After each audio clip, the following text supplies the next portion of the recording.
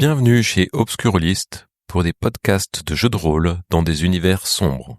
Nous allons jouer à Orphans, un jeu de Linu Major Zero, édité chez Dirty Clean Crew. Shadowcat incarnera Oppenheim. Yarian interprétera Vinois. Et Salem sera Decamp. Bonne écoute de Orphans, épisode 1. France, 1984. Parvis de la Défense. Vous venez de prendre place sur le siège arrière de la luxueuse Renault 25 Charbonneau, dépêchée par la firme. Le chauffeur laisse s'éloigner derrière vous les sinistres tours déchirant l'horizon grisâtre, comme autant de crocs dressés sur un ciel de charbon, alors que les essuie-glaces grincent sur le pare-brise trempé. Vous remontez vos manches, vous servant un cognac dans le minibar, pendant que la radio tourne. Vous êtes tous les trois à l'arrière de la voiture. La firme vous promet un avenir fastueux. Vous travaillez pour la plus importante société de concession et de construction immobilière du pays. Votre vie rime avec profit et réussite. Vous avez l'habitude d'obtenir tout ce que vous désirez. Vous êtes aujourd'hui chargé de gérer le rachat de parcelles de l'ancien orphelinat Alsace-Lorraine et de sa chapelle du 19e siècle, pour que la firme y construise des immeubles résidentiels. C'est la mairie du village de Clermont-dans-l'Oise, à bout de souffle financièrement, qui se voit contrainte de céder ce lot d'une grande importance historique. La municipalité gère les bâtiments depuis 1950, mais par manque de moyens et d'entretien, la chapelle est aujourd'hui en ruine et le bâtiment principal de l'orphelinat a besoin d'une rénovation complète. Sur place, après 1h30 de route environ, vous devez rencontrer l'adjoint au maire et son notaire pour conclure la vente. Vous avez eu un dossier succinct qui reprend les informations nécessaires à la transaction, la convocation du notaire, vous avez déjà épluché tous ces dossiers. Le rendez-vous a lieu dans un trou paumé à l'adresse de l'orphelinat. Dehors, le déluge s'intensifie alors que vous quittez la ville et que les paysages verdissent. Puis votre véhicule s'enfonce dans de profondes forêts.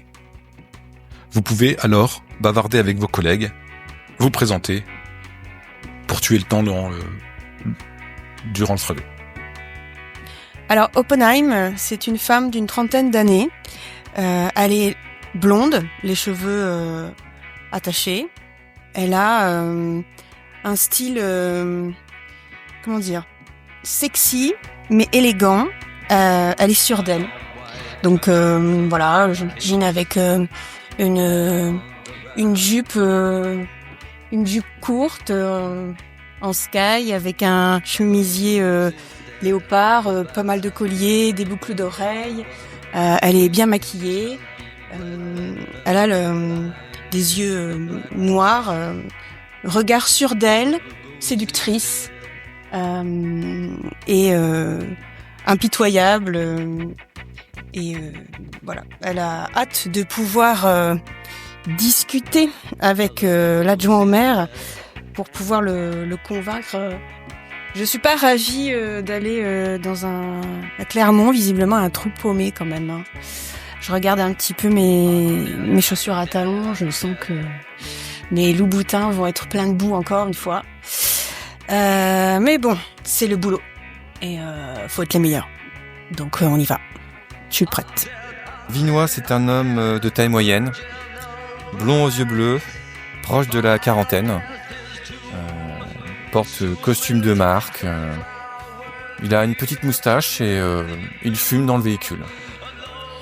Il regarde ses comparses qu'il connaît déjà, il n'hésite pas à regarder les jambes de sa collègue et plutôt d'un air satisfait, il va aller simplement peut-être essayer de négocier quelques petits trucs ou au moins signer et voir les parcelles. C'est le travail, il sait le faire, il le fait bien, donc il a aucun problème avec ça. Decamp, c'est un jeune homme d'une vingtaine d'années, brun, une coupe parfaite, une petite paire de lunettes qui rehausse un visage juvénile mais assez sérieux, un complet sombre anthracite, pas de marque, pas de prêt-à-porter, pas de sur-mesure, vraiment c'est du prêt-à-porter. Une petite montre Casio au poignet, une paire de chaussures de ville, mais rien de tape à l'œil. Simple, mais élégant. Très bien.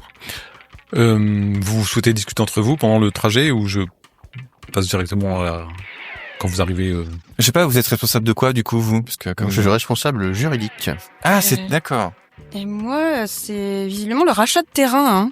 Je négocie les rachats de terrain. C'est pour ça que c'est mon truc en fait de rencontrer les communes pour D'accord. acheter à des prix très bas les terrains pour notre société.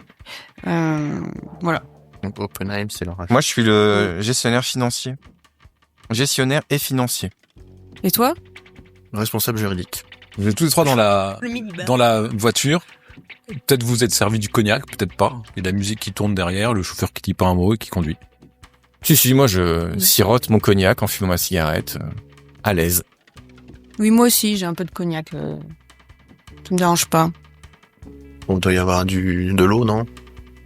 Il y a de l'eau dans le minibar. Moi, je dois avoir un verre d'eau, alors. Petit Évian. Petit Évian, voilà.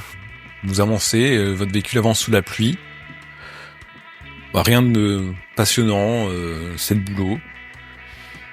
Votre voyage se poursuit à travers un paysage rural dont vous ignoriez l'existence à cette distance raisonnable de Paris.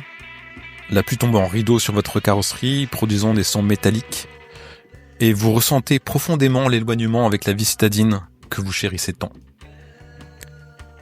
Plus le véhicule monte vers le nord, plus la campagne, le calme et les forêts denses vous entourent. Si le chauffeur continuait sa route tout droit encore quelques kilomètres, vous arriveriez dans la Somme, au milieu des marais et des tourbières issues de... Là où la Grande Guerre a laissé d'immenses cratères et des cicatrices dans l'argile.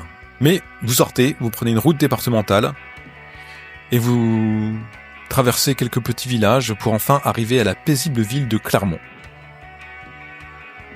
Une dernière étape par le chemin rural de la Voirie des Morts, c'est le nom de la rue, vous mène au lieu-dit Berthencourtel, qui occupe une colline isolée, l'adresse de l'orphelinat. En arrivant sur les lieux, vous notez quelques points d'intérêt. En contrebas, il y a l'orphelinat, avec son énigmatique chapelle en ruine à côté. Un peu plus haut, il y a un bed and breakfast qui s'appelle le Viennois. Et puis il y a une espèce de petite chapelle qui se tient sur la place de la ville à côté d'un gros arbre. Et en haut, il y a un calvaire qui trône en haut sur une colline boisée. Mon Dieu, cet endroit est horrible. Laisse tomber. C'est bienvenue chez les ploucs. Ouf.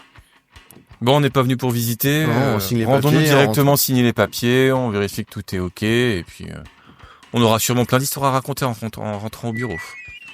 Il y a le chauffeur qui arrive et qui va se garer directement sur la place, à côté du Viennois. Le Viennois, c'est une grande bâtisse, en briques et en pierre calcaire, qui est sur un étage, avec un toit en ardoise un peu moussu. Votre chauffeur ouvre la voiture et se dirige dans le bed and breakfast. Il va vous attendre là, sans doute. Tu nous amènes vers l'orphelinat, là. Vous nous déposez juste devant. Ça vous fait quoi? Ça vous fait 50 mètres en bagnole, là. Vous pouvez bien nous déposer. Je m'amuse de la situation. Tu crois l'entendre respirer un peu lourdement. Oui, madame. Merci bien, vous êtes adorable. Il reprend le volant, il t'amène jusque devant l'orphelinat, et puis une fois que vous êtes sorti du véhicule, il remonte jusque, très bien, sans doute sur la place du village. Oh, le petit personnel. Ah, mais ça lui a demandé un effort visiblement considérable. C'est pas le chauffeur habituel, si? Ouais, ça m'étonne. Je crois pas. Bon. Très bien, allons-y. Avant qu'il fasse nuit et qu'il pleuve. Vous vous dirigez donc directement dans l'orphelinat. Très bien. Plus vite ça sera fait, mieux ça sera. Si je vois que le chemin est accidenté, je tends mon bras si Oppenheim veut s'y accrocher. Le temps de faire les quelques pas. Oui, j'accepte le bras de Viennois parce que J'ai pas envie de me tordre la cheville. J'imagine que c'est un chemin de terre, peut-être avec des pavés, donc avec mes chaussures à talons là. Effectivement, il y a deux très hauts murs d'enceinte en pierre qui entourent à la fois l'ancien orphelinat et la chapelle, qui sont des bâtiments séparés, mais tout est ceinturé de ce mur. Et une fois que vous passez la solide porte en fer opaque, vous traversez une petite cour gravillonnée qui est devant le bâtiment principal. Sur votre gauche, il y a une espèce de petite colline qui monte comme ça vers la chapelle avec un imposant escalier qui permet de quitter la cour pour accéder à la chapelle. Et devant vous, il y a un bâtiment rectangulaire imposant du 19e siècle à 2 étages qui vous attend. Donc rez-de-chaussée plus 2 étages. Et vous montez les quelques marches pour arriver à l'orphelinat. La grande porte usée, simple vitrage, permet d'accéder au hall qui est froid et vide. Quand vous pénétrez dans ce hall, il y a 2 escaliers de part et d'autre, à droite et à gauche, qui montent à l'étage. En face de vous, une porte. À votre droite, une porte. À votre gauche, une porte. Les murs ont un enduit qui se ramollit à cause de l'humidité. Ça fait très longtemps que ces lieux ne sont pas utilisés. Les murs ont une couleur un peu beige jauni. Le sol, c'est des carreaux de ciment qui forment un entrelac de motifs floraux, complexes, géométriques, ocre et jaune. La pièce est vide. Mais 2 personnes arrivent de votre gauche, d'une salle de votre gauche, ils ouvrent la porte. Vous avez un premier homme qui a une 40aine d'années, qui a les cheveux courts, une barbe blond foncé, qui est bien taillé, il est en jean t-shirt, et il vous accueille de façon assez professionnelle. À côté de lui, vous voyez un autre homme, petit, légèrement rond, costume mal taillé. L'homme de 40 ans s'avance vers vous en vous tendant la main, à toi peut-être Oppenheim. Ah bah oui, je m'avance vers lui, je tends également ma main, ferme Monsieur d'ailleurs. Jules Ramier, je suis l'adjoint au maire, je suis enchanté. Monsieur l'adjoint, je suis ravi, Oppenheim de la firme. Très bien, messieurs, alors il te tend la main. Monsieur Decamp. Monsieur Vinois. Très bien. Et à côté de lui, je vous présente notre notaire, monsieur Kérian Compassier, qui tend sa main. Je dis, maître, bonjour. Alors tu sens, elle est un peu molle et poisseuse. Il te tend la main aussi. J'ai quand même un grand sourire. Hein. Je fais comme si de rien n'était. Et pareil, Vinois, il te tend la main. Je lui serre aussi la main, maître. Donc tu sens un peu cette moiteur. Voilà, il ne savait pas s'il sue ou si... voilà, ce personnage, il est vraiment beaucoup moins agréable que l'adjoint au maire qui, comme il fait de la politique à l'habitude... Je ne doute pas que dans ce genre de lieu... Enfin, je le pense, hein, mais je me dis, je ne doute pas que dans ce genre d'endroit, il y ait des personnes un peu ragoûtantes. Donc ça ne m'étonne pas. Après tout, nous sommes à la campagne. Ouais, moi, je suis un peu étonnée de la tenue de l'adjoint au maire quand même. Mais bon, faut faire avec. Hein, on va pas à Paris. D'accord. Je conserve un visage de marbre, mais j'en pense pas moins. Très bien. Ils vous font aller donc dans la pièce à gauche de l'entrée, de là où ils sortaient. Et c'est la salle de réunion en fait. Donc à l'intérieur, clairement c'est de très mauvais goût. Il y a eu des travaux entrepris par la mairie qui ont complètement défiguré la pièce. Il y a des moulures au plafond qui ont été détruites, qui sont remplacées par des dalles de polystyrène collées au plafond. Il y a plus de murs avec leur boiserie décorative. À la place, il y a une abominable moquette murale à ligne verticale bleue. Il y avait un beau parquet en chêne, parce que c'est une vieille bâtisse, mais en fait maintenant c'est un lino vert sombre. Il y a une immense table ovale avec une douzaine de chaises bleues placées autour. Il y a un ordinateur IBM 5150 et une imprimante matricielle avec des feuilles où il y a des trous sur les côtés qui sont alimentés, qui sont branchés.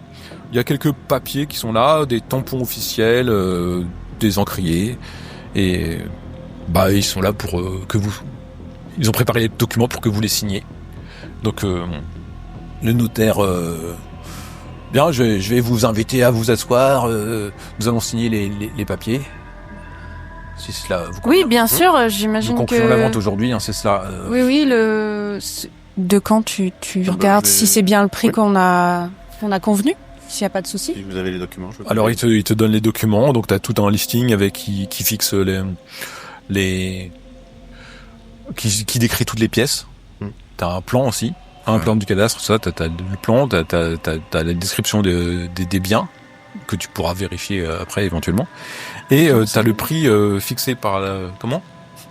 Avant, c'est mieux. Ah bah tu fais comme tu veux. Avant de signer, oui. C'est vous qui allez signer. De toute façon, il y a un plan numéroté avec les parcelles, Il y a- parcelles, les dimensions. On les vérifie pas après signature. Et il y a le prix qui est fixé par la mairie, donc qui est sur le document, qui est de 1 795 959 francs.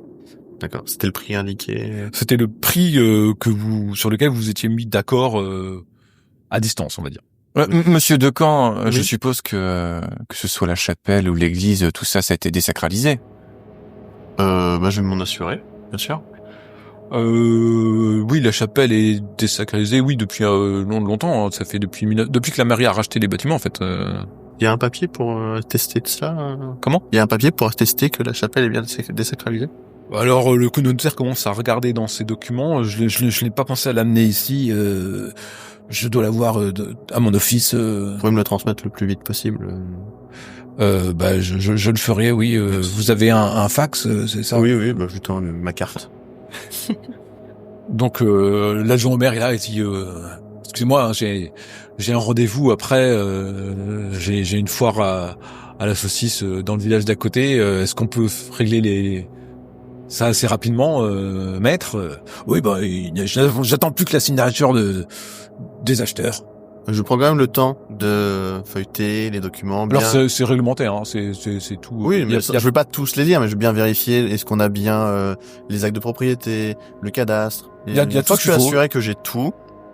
Tiens, Juridiquement, il y a tous les papiers on nécessaires. peut signer, le prix est le bon, et j'entame je tends un stylo.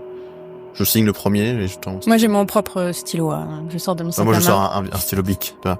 Ouais. Pratique. Un Pas cher. stylo bic. Et toi Moi, je sais pas, un Mont Blanc. Un Mont Blanc. Hop, je sors comme ça et je signe avec une grosse signature. Tu vois, je prends pas mal de place. Comme ça, c'est un petit peu arabesque comme ça. Là. Je prends de la place. Bah, après, moi, je suis pas du tout inquiet, même si je suis responsable financier. Je sais que le juridique est passé. La personne qui s'occupe apparemment de l'immobilier, des parcelles aussi a relu la chose. On est au rendez-vous final en fait. Tout a déjà été compulsé, étudié. Ouais, je suis responsable commercial, on va dire. Je suis une commerciale. En D'accord. fait. Donc moi je suis pas inquiet du truc, je le regarde même pas. Hein. Moi je m'occupe de signer. De ce que j'ai vu, je pense que c'est une bonne affaire. Je m'interroge quand même sur les gens qui vont habiter ici.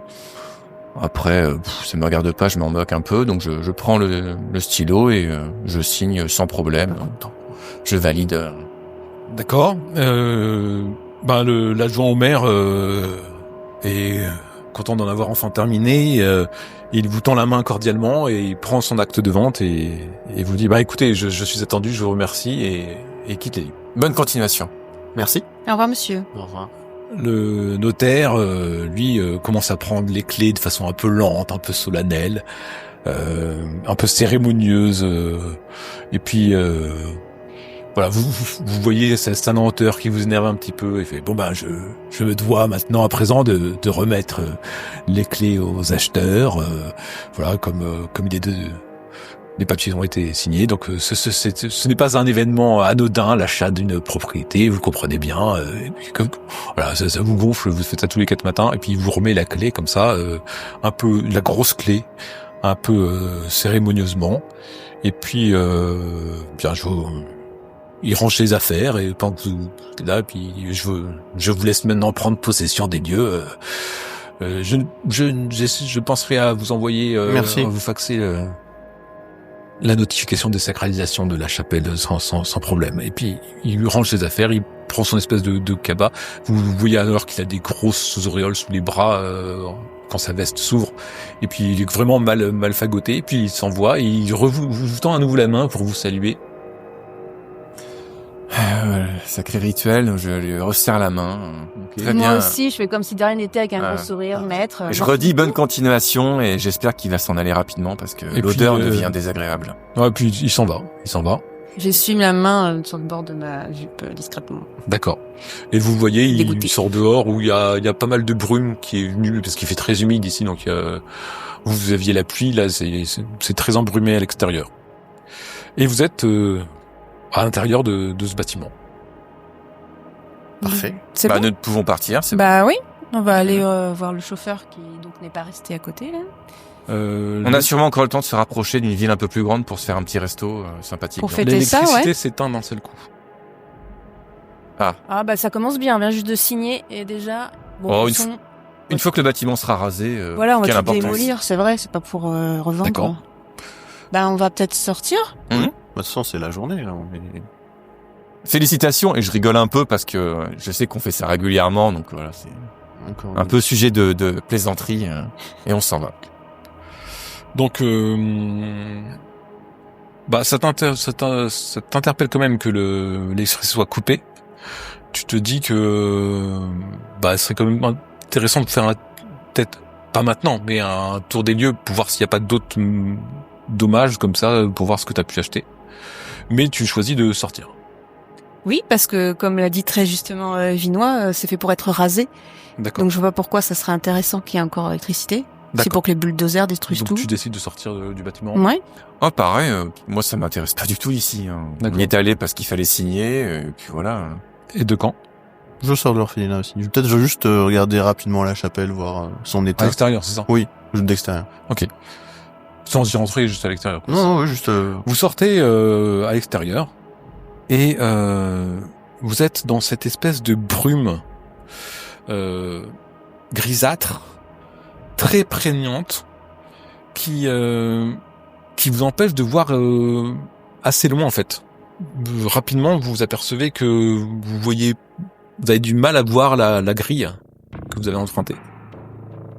Vous êtes dans cette cour et vous voyez deux silhouettes qui sont à peu près de la même taille, qui sont peut-être là où se trouvait la grille, qui sont pour l'instant des silhouettes sombres, peut-être vêtues de grands manteaux, vous ne savez pas, et qui avancent vers vous. Bah c'est le... Vous voyez là les... Oui. C'est le maire, enfin l'adjoint et le notaire qui ont oublié un truc. Peut-être. En tout cas, on ne voit pas grand-chose. Je retends mon C'est bras retombé tout d'un coup, ouais. à Oppenheim parce que je me dis que là, même moi, je vais peut-être tomber. Donc, Bah on va peut-être aller à leur rencontre, c'est peut-être à propos de la coupure d'électricité, il y a peut-être un souci. aucune importance. C'est notre chemin pour partir. Donc. Oui. Ouais. Vous approchez, c'est la route qu'il faut Vers la prendre grille, pour sortir. Et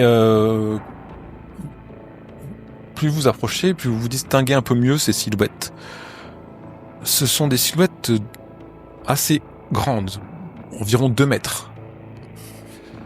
Elles sont relativement maigres, et elles ont des robes noires décrépies, aux reflets verdâtres et irisés.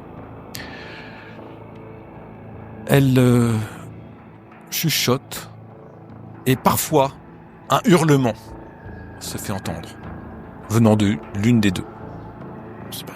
Elles ont des formes vaporeuses, et elles tiennent un énorme espadon. C'est une arme. Et vous distinguez, alors qu'elles sont devant vous, elles sont menaçantes, muettes, elles ont comme la bouche qui va d'une oreille à l'autre cousue. Elles n'ont pas d'yeux. Pourtant, un hurlement se fait entendre. Et vous sentez que vous les voyez lever leurs grands glaives. Elles vous menacent, vous sentez qu'elles vous menacent, elles lèvent chacune leur glaive et vous en entendez hurler. Elles n'ont pas de nez, elles n'ont pas d'yeux, elles ont juste cette bouche qui a un masque sombre. Elles ont des doigts un peu décharnés, interminables. Et elles sont 2, ces silhouettes. Elles se tiennent proches l'une de l'autre. Vous sentez que votre vie est en danger. Peut-être parce que tu tiens Oppenheim à ton bras et peut-être que tu as un sentiment de protection qui est en toi, Vinois, je ne sais pas. Mais en tout cas, tu es peut-être un tout petit peu plus devant Oppenheim ou alors elles t'ont choisi pour cible, mais elles arrivent pour se jeter sur toi. Qu'est-ce que tu fais Ah bah moi je m'enfuis moi. Moi j'abandonne Oppenheim, voilà, je fais demi-tour, direction et je cours jusque dans l'orphelinat pour m'enfermer dedans. D'accord. Donc toi tu choisis de courir dans Ah l'orphelinat. bah moi je vois ces créatures-là, je vois les armes, je me dis qu'est-ce qui se passe, je cherche pas, je veux sauver ma vie, elle est importante. D'accord. Vous faites quelque chose les autres quand vous voyez commencer à courir Ah bah je le suis parce que j'ai pas envie de rester toute seule et on connaît que l'orphelinat, on n'est pas allé à la chapelle donc je préfère qu'on soit groupés donc D'accord. je vais à sa suite. Et toi? Ouais, je vais faire pareil en psalmodiant quelques mots en latin pour moi-même, puis je vais partir aussi. D'accord. Tu commences à rebrousser chemin vers l'orphelinat. Tu sens la lame qui passe dans ton dos. Le souffle de la lame sur ta nuque. Néanmoins, tu y as échappé, donc tu sais que tu as sans doute pris la bonne décision. Tu cours vers l'orphelinat, suivi de près par Decamps et par Oppenheim. Vous rentrez tous les trois. Tu fermes tout de suite la porte, c'est ça? Je ferme la porte et j'essaie de trouver quelque chose pour la bloquer. Une chaise. Vous voyez donc vous bloquez avec une chaise. Tu as même la clé. Alors j'ai pas pris les clés, c'est Qui a pris la clé? C'est moi qui ai les clés, je pense. Donc, tu fermes. Oui, Et vous voyez les silhouettes qui sont à l'extérieur, qui se sont rapprochées assez rapidement aussi, comme vous. Elles sont à quelques mètres, mais elles ralentissent. Et vous regardent, puis peut-être entreprennent de tourner dans la cour. Comme pour faire des rondes, des patrouilles. Mais elles ne vous suivent pas dans l'orphelinat. Qu'est-ce que c'est que ce bazar? C'est quoi cette blague? Vous avez vu la même chose que moi là, espèce de gars de 2 mètres, c'est Halloween ou c'est quoi là? On est le 31 octobre là, je comprends pas. C'était très rigolo. Il a essayé de te frapper avec son épée là. Oui, tout à fait. Mais je me dirige vers le bureau et je vais appeler la police. Donc tu te diriges dans le bureau. Et donc c'est pas ça. il y a pas d'électricité dans le bâtiment, mais il y a là il y a la porte vitrée, donc vous êtes éclairé par le jour à l'extérieur, même s'il y a la brume. Dans le bureau y compris. Dans le bureau il y a aussi les vitres qui laissent passer un peu une lumière blafarde si tu veux. Donc tu arrives effectivement dans le bureau, il y a un téléphone. Très énervé, je prends le téléphone et j'appelle la Il y a police. aucune tonalité quand tu le décroches. Donc, j'appuie. T'entends juste le clac clac clac clac. Oh, Ça marche pas non plus? le téléphone fonctionne pas. Bon, Punaise. je regarde si le téléphone est raccordé à la prise téléphonique. Il l'est. Écoutez, je pense on peut se séparer et essayer de trouver un autre téléphone. Celui-ci est peut-être endommagé. Là, on est au rez-de-chaussée. Oui, j'ai le plan si vous le souhaitez. Il y a peut-être une autre pièce, un autre bureau. Tu ne sais pas, tu as le plan devant toi. Moi je vais commencer à regarder au rez-de-chaussée les différentes On n'a pièces. pas besoin de lampe, torche. Comment? S'il n'y a pas d'électricité, mais on n'a pas besoin de lampe torche. Pas beaucoup de C'est pas lumière. éclairé quoi. Quand il y a des fenêtres qui sont ouvertes sur l'extérieur, comme il fait jour, oui, tu le vois, il y a cette lumière blafarde qui passe et qui éclaire suffisamment. Ce qui est sûr, c'est que nous sommes les propriétaires. Je peux vous dire que dès qu'on aura appelé la police, tous les forains qui font les malins dans la zone là, on va tous les foutre dehors. Hein. C'est inadmissible d'être traité de cette façon. Ça, ou des jeunes racailles, peu importe. Oui, nous sommes quand même chez nous. Bien sûr. Mais c'était une vraie épée, hein. C'était bien fait. Hein. Impressionnante en tout cas. Hein. Puis 2 mètres quoi, j'ai l'impression qu'il faisait... Des échasses. Ouais, des Mais échasses. sûrement, oui, non, c'est des échasses. C'est quoi, c'est une blague ou quoi? À peine on a signé qu'il y a des gens qui viennent nous agresser. Peut-être des réfractaires à la vente qui veulent essayer d'effrayer les nouveaux propriétaires. C'est quoi encore, une histoire de orphelinat hanté avec des pauvres enfants violentés, c'est ça encore? Ah mon Dieu. Est-ce qu'on pourrait peut-être sinon simplement hurler dehors? Le chauffeur était pas très loin, il devrait pouvoir nous entendre, non? Ah oui, lui aussi, il aurait mieux fait de rester près de l'orphelinat, là, je lui avais dit. Oh là là, on n'est pas aidé, hein. Bon, commençons par un téléphone peut-être. Oui. Moi, je voudrais un peu explorer le rez-de-chaussée. Au pire, je vais peut-être trouver un truc pour me défendre. Je sais pas parce que je suis pas du tout rassurée là quand même. Hein. Vous allez vous salir et froisser vos vêtements. Oui, il y aura sûrement de la poussière, mais qu'est-ce que vous voulez, Vinois Grand. J'ai eu raison de refaire mon vaccin contre le tétanos, vu l'état du bâtiment. C'est sûr. Donc, Oppenheim, tu vas aller où? Et faire quoi? Eh ben, je vais explorer le rez-de-chaussée. Je sais pas qui me suit. Déjà, je vais peut-être Donc vous êtes commencer... rentré dans... Donc t'es rentré dans le hall, t'es Voilà, à gauche. voilà. D'accord. Ah oui, il y a une là. Ouais, Je préfère revenir dans le hall et aller en face, là. d'accord. Est-ce que quelqu'un la suit? Oui, moi je vais venir avec elle. Moi, je vais regarder par ici, là. C'est un local technique. La porte au Tu fond. es rentré dans le couloir. Ouais. Tu te diriges donc, Oppenheim accompagné de Vinois, dans la pièce qui est de l'autre côté du hall, qui fait face au bureau, à la salle de réunion. Et donc c'est une pièce qui est mal éclairée. Quand tu arrives de l'intérieur, elle est figée dans le passé. Vous avez sur le mur de droite un immense buffet avec de la vaisselle en terre cuite, des pots, des lourdes marmites en fonte, des bocaux de verre, plein d'ustensiles variés. Il y a des vieux paniers qui sont mangés par des moisissures qui sont posés un peu partout dans la pièce.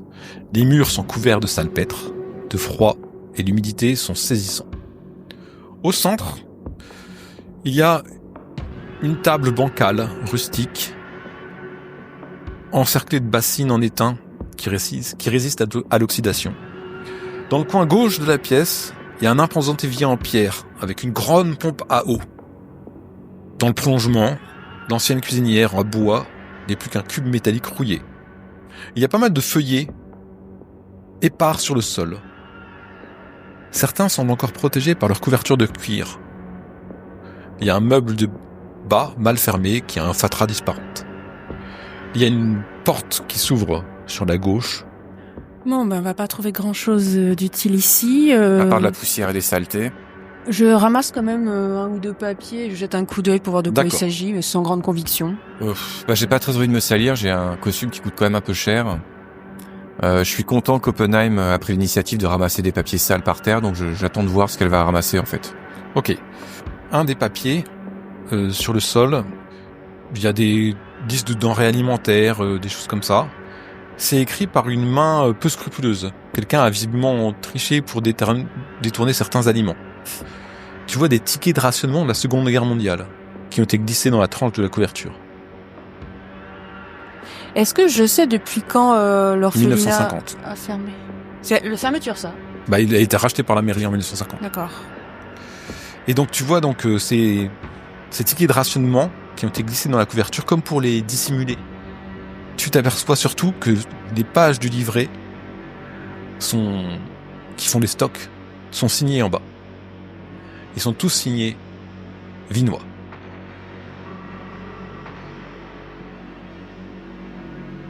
Et ainsi se termine Orphans, épisode 1.